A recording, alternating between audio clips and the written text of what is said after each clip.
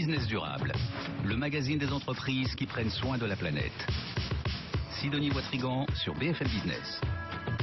En France, puisque l'étude que vous avez menée, Thierry Autric, est cantonnée à la France, mais elle est riche d'enseignements. La question était quelle place pour les énergies renouvelables chez les Français. On parlait à l'instant de l'Afrique qui, elle, pour le coup, va passer directement en renouvelable, finalement, sans passer par la case fuel charbon, ou en tout cas de façon très limitée.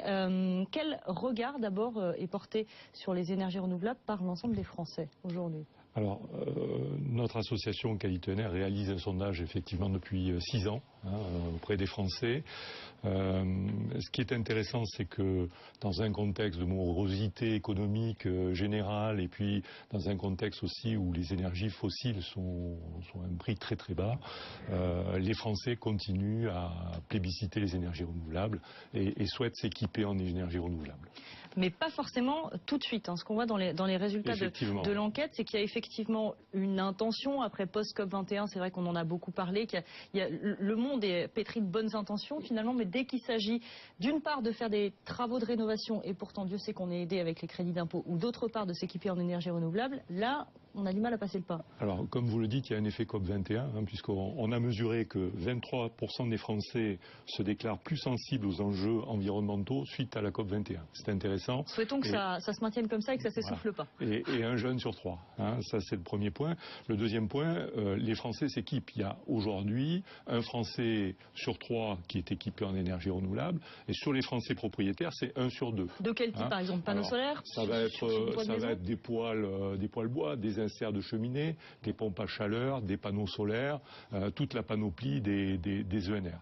Donc un propriétaire sur 2 est d'ores et déjà équipé. Et dans les intentions d'achat, un Français sur 3 souhaite s'équiper. Alors comme vous le dites, il y a des intentions d'achat, mais elles sont parfois remises à plus tard en fonction des contraintes économiques.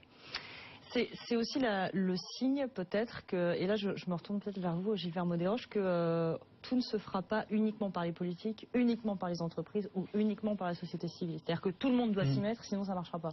C'est-à-dire que les innovations et l'effet prix sont centraux. Si on regarde l'énergie solaire, le mégawattheure d'énergie solaire au début de l'année 2000 c'était 700 €.